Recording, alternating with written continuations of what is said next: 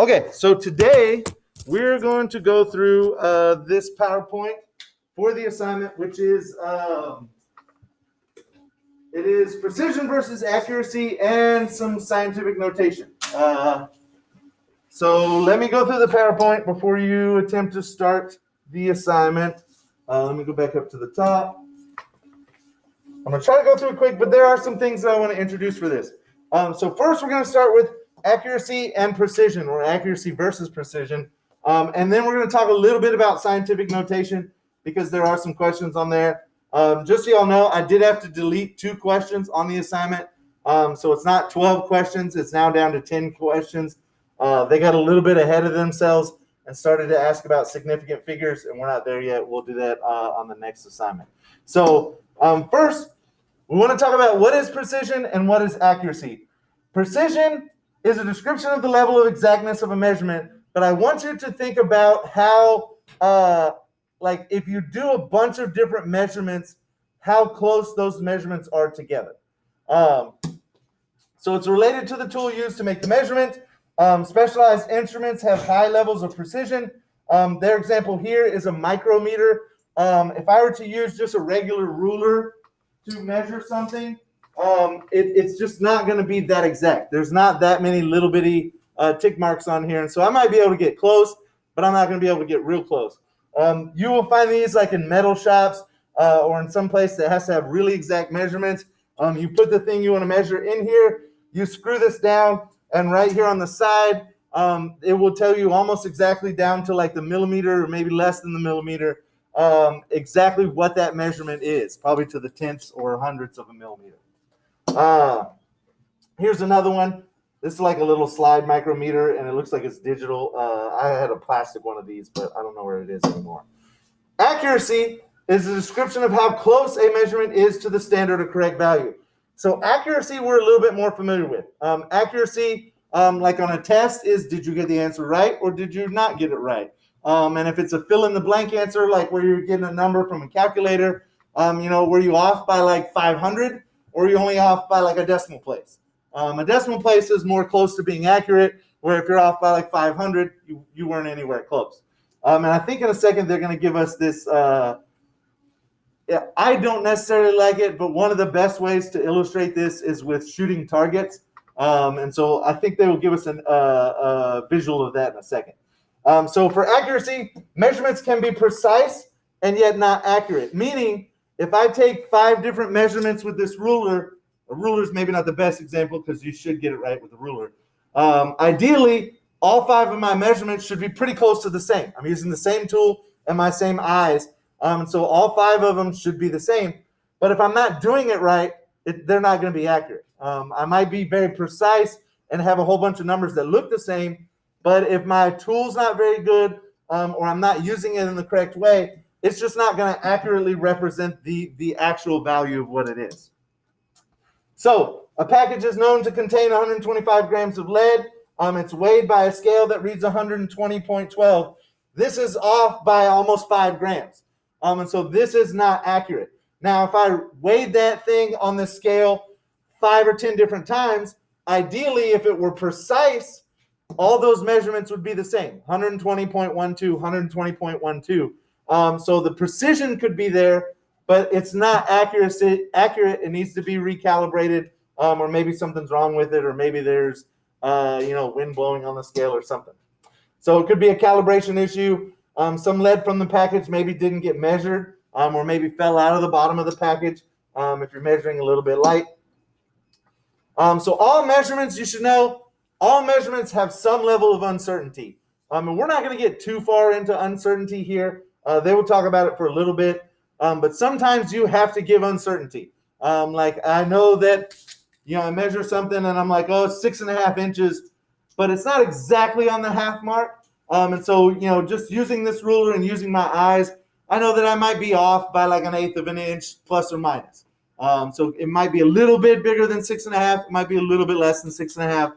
Especially if you're trying to measure the distance of something that's not quite square. You can't just set the ruler right on it. Like if you're trying to measure the distance of a circle, you kind of have to hold it above it or imagine where the lines of the circle come down. And you may not be very accurate on that. Human error is a common source of uncertainty. It's probably the most common source, especially when you're talking about things that you're measuring with your eyes, like in beakers or rulers. Okay, they actually did not talk about this. So turning the lights on, late. Let me give you an example of accuracy versus precision. So accuracy, the shooting example, which I guess maybe they got rid of because probably shooting targets in school is not the greatest example. But if you are accurate, which I'm not good at drawing circles apparently. If you're accurate, you will be close to the bullseye there. If you are not accurate, your mark will be off, or you'll be like actually off of the target altogether. Where precision,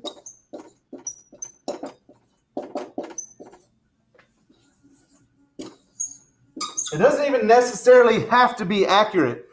So precision could be that all of my, like if I shoot 3 or 4 times, all of my shots are really close together. There's not a big variance in the shots that I'm making. Or if I'm using a scale, I measure 4 or 5 times and I get the exact same number, or maybe it's only off by like 1/10 of a decimal. Bad precision is going to be where I take a measurement or I take a shot and it's just kind of all over the place. There's no two numbers that are really alike. It's just kind of everywhere. That usually has to do with a bad tool. You're not using the right tool for the whatever measurement you're doing, or something's really wrong with it. Accuracy is usually you need to make some sort of adjustments. I need to adjust my sights. I need to adjust my scale and make sure that I'm getting the proper measurements here. The other thing I'd like to point out with accuracy and precision, and before we get into scientific notation, I'm going to come over here so I don't have to erase that. When you're using a beaker or a ruler, let me set up the beaker. Let's say we have little ones here, 1, 2, 3, 4. These are not even. This is just a quick drawing. I'm going to put some more up here. Let's say this is 45. This is 44. And they're coming up here. And my meniscus for my water comes down like right here, which isn't great, but there we are. First off, where do I make my measurement at? At the bottom of the meniscus. So remember, whenever you have water, this is a little exaggerated, but at the sides, it will always be up higher, and in the middle, it will always be down low. You want to make your measurement here at the meniscus. Now, when you're making your measurement, you always want to give one more decimal than you can actually see. You have to guess on something, and that's the way that they want you to do this for scientific purposes. So, for example, I have 44 right here. Actually, I should have put more lines. Let's do 44.5, and up here we have 45. So this is 44.1. Can everybody see this on the computer? Yeah. This is 44.1, 44.2, 44.3, 44.4, 44.5. If I'm looking at the meniscus and I kind of draw it out over here, I know that it's not exactly on 44.3, right? And I know that it's not exactly on 44.4. They don't give me any measurements there that I can make, but if I say 44, not good at drawing today, 44.3, that's not actually correct. And if I say 44.4, that's not actually correct. So anytime you have tick marks like this, you need to give one more decimal place than what you can actually read. You've just got to make it up. Now, if you think this is closer to 44.3, maybe you do 44.32. If you think it's really close but just above it. If you think it's right in the middle, you might do 44.35. Or if you think it's closer to 44.4, maybe do 44.38 or 39. But you will always, especially with sapling, they're always going to ask you to make up one number. Give your best guess. Because if you just put these in here, you know that that's wrong because you can see that it's not exactly on that number. And if you think it is exactly on that number, then just add a 0 to the end and let them know that you think that is very precise and there's no deviation past that point. And so they're going to ask you a couple questions on sapling where you have to give them that extra number. Also, when you do the graduated cylinder one, they'll give you like a picture of a graduated cylinder. Know that the numbers are flipped than how you think they are. Everybody's been having problems with that today. It's just a mental thing. It's not any of y'all doing anything wrong. The numbers actually go up as you come down. And so you think you have the right number, but it probably needs to be backwards. So take an extra close look at that when you do that. Now, let me come back over here to the board and we'll finish scientific notation. Show of hands and know that the people at home can't see you. Who knows a little bit about scientific notation? Have y'all dealt with this before? No? Okay. Well, that's good. Basically, in science, we will deal with some really, really large numbers. And in order to write these numbers efficiently and put them in a calculator very easy, we need to use scientific notation. And essentially what we're doing here is we're writing our numbers out like this instead of in a normal number. So you need to move the decimal to the point where you only have one number past the decimal place. Let's see if they show this. They give you steps. We'll come back to these steps in a second. But here's their example. This is a really large number. You don't want to have to put this in the calculator every single time. You don't want to have to get to the point where you're putting all these zeros in and all these numbers. So how can we make this a little bit easier to use? Well, we can move the decimal. And how many times do we need to move the decimal? We always, if you look at these, you always want to move it where you only have one number in front of the decimal. You want it to be in between 1 and 10. If it's bigger than 10, you should have moved the decimal one more time. If it's smaller than 1, you should have moved it one less time. So we're going to count this over, and we're going to see how many times we can move the decimal. You go 1, 2, 3, 4, 5, 6, 7, 8, 9, 10, 11, 12, 13, 14, 15, 16, 17 times. We'll put you right in between the 2 and the 3, right? So you're going to rewrite this in scientific notation as 2.3. You can give some more numbers here, but you don't always have to give all of them. In this case, they're just giving you one number past the decimal. 2.3 times 10 to the 17. And this exponent here is how many times you move the decimal. If I move it to the left and I have a big number that I'm putting in the scientific notation, it's going to be positive. If I have a little number that's like less than 1, like it would be 0.000000123, I'm going to have a negative number for how many times I move the decimal to the right. And so if it's a positive here, it's going to be a really big number. If it's a negative here, it's going to be a really small number. And we will get lots of practice on this. I don't think they're going to ask you questions that are too difficult today, but we just want to introduce it and have everybody kind of see how this is going. So for this one, 87, what is this? That would be millions, billions, trillions. 87 trillion, 238 billion, 900 million, whatever units. Let's say grams. I need to move the decimal 1, 2, 3, 4, 5, 6, 7, 8, 9, 10, 11, 12, 13 times. Puts me right in between the 8 and the 7. So I rewrite this as 8.7 times 10 to the 13th power. And so that's how we're going to do the numbers in scientific notation. So let me go back real quick. The steps for this: count the number of place values from the ones position to the digit preceding the highest or leftmost digit. Basically, you want the spot right in between the first number and the second number on the left. Then write the highest place value digit followed by a decimal. So what they did over here was they went over here and then they took this number and the one next to it, 2.3, 8.7, 4.6, but they rounded up because the next number is an 8, so they said 4.7. And then instead of 1.9, they rounded up to 2.0. So they're rounding there at the bottom.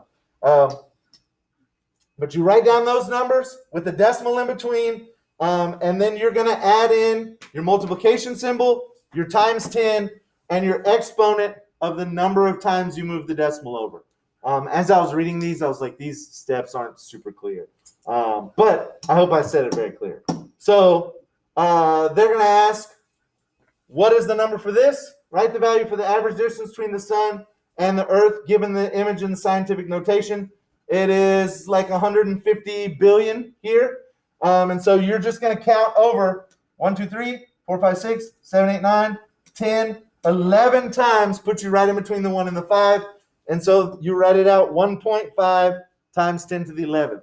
And so if you need to write this on paper and actually do the little loops where you move the decimal over, don't feel bad about that. I have scratch paper. You can borrow it anytime you want. They go through the steps and tell you what to do. 11 places. When you move it 11 places, you end up with your 1.5, and then your final number is 1.5 times 10 to the 11th.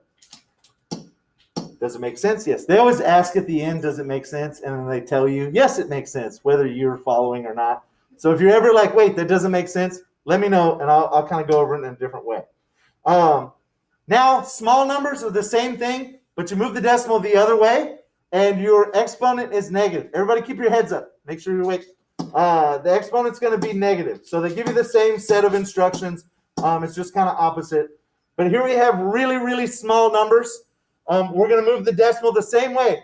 We only want one number that's not a 0 in front of the decimal. So here, 1, 2, 3, 4, 5, 6, 7, 8 times should get me right in between the 1 and the 3. My new number becomes 1.3 times 10, but this time it's a negative 8. So just try to keep that in your brain. Negative numbers on the exponents are really small numbers.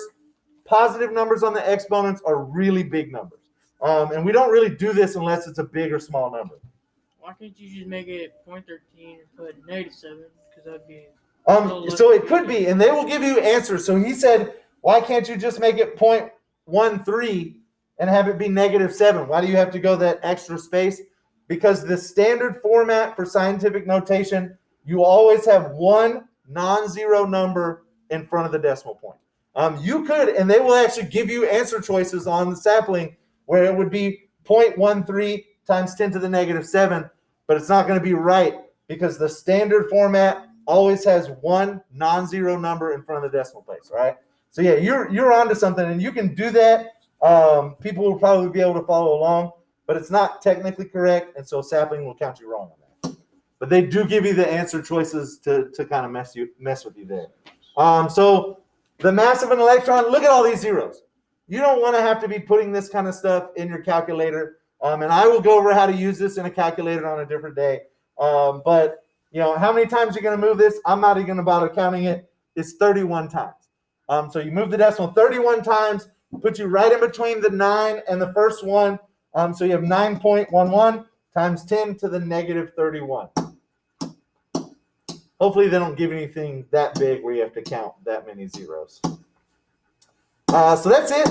Go ahead and get started on the assignment. I want everybody to have plenty of time to work on the assignment. If you have any questions, please let me know. People at home, I've already gotten your emails, and I will be answering your questions through email. But hopefully this video helps you out a little bit. Yeah, if you have more questions, please send me an email, and I'll get back to you.